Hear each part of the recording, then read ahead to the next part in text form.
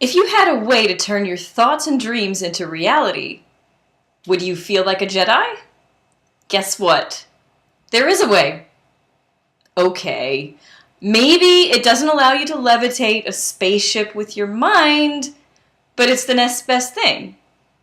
Hi, Celicia here, and in this video, we're going to discuss the reason people practice, how it works, and the most effective way to approach practice.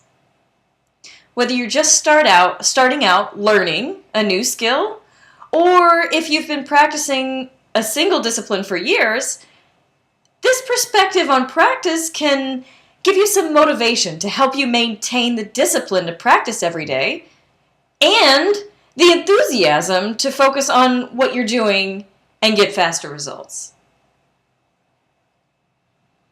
It probably seems obvious, but let's get really clear on what practice is, so we know what we're talking about. The dictionary definition of practice has two parts. The first part is actual application or use of an idea, belief, or method, as opposed to theories about such use. In other words, taking something from thought into reality. Kind of sounds like magic. The second part of the definition is repeated exercise in, or performance of, an activity or a skill so as to acquire or maintain proficiency in it. In other words, repeating something unfamiliar until it becomes familiar. So what's the purpose of practice? Why do we do it? Based on the definitions, the reason for practice is to figure out how to do something we don't know how to do, and to stay proficient at what we do know how to do. Having a way to learn what we don't know and get good at it gives us a way to get what we want. In other words, we practice so we can earn the things that we desire. For example, if you are practicing music, maybe the thing you desire is to learn a song. Okay, that's pretty good. And so you would practice to learn that song. Another reason for practice is to pass an audition. There are actually deeper things in this, because if you want to learn a song, maybe it means you want to find deeper meaning in life through connection to music. If you want to pass an audition, maybe it's because you're working towards satisfying the next checklist on your way to a successful profession. So it all starts with practice. So how does it work? How is practice, how do we use that to get what we want? Well, we'll have to talk about the brain. Brains are made of gray and white matter. From what we know, the gray matter are neurons, and the white are something called myelin. You can kind of think of those as maybe sort of like midichlorians. The gray matter, the neurons, they control basic actions, or seem to, and the myelin connect these neurons to each other so they can communicate. Different parts of the brain can communicate.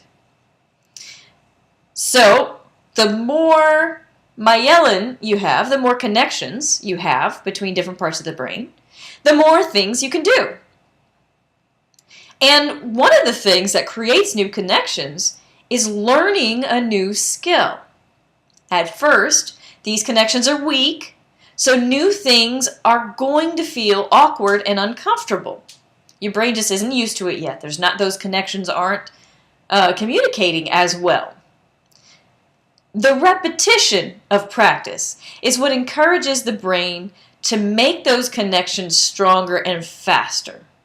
That process is called myelination. It takes neuron communication from smoke signal, like figuring it out to begin with, to dial up, and then finally to like high-speed broadband. So it's just like, beam me up, Scotty, like that. So myelination happens throughout our lives, and the process is fastest in children and up to around age 26.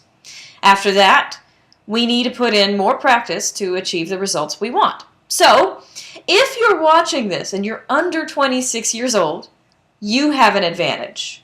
Practice now, so you don't have to do twice the practice later because you didn't do it when you were younger.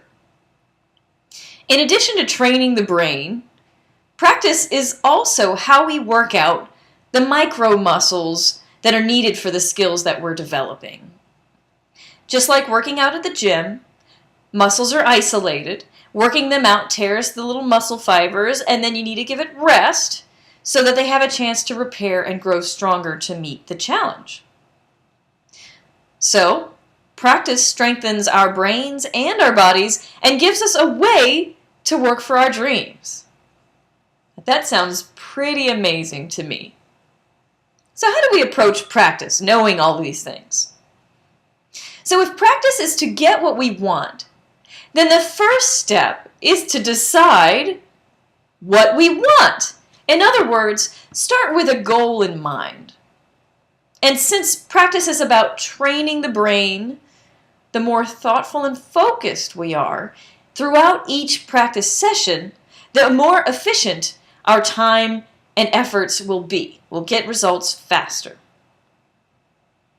So what does all this mean? If you had a way to turn your thoughts into realities, you would have a way to work on making your dreams come true, and that's sort of like being a Jedi and using the Force. Practice trains your brain to make the right actions so that you can do what you want and need. Looking at it this way, practice is absolutely something to look forward to. Practice is how you can control how you become better today than your best was yesterday. Practice strengthens your brain, your body, and your character. And when someone tells you to go practice, they're telling you that they want you to go make your dreams come true. So, go practice.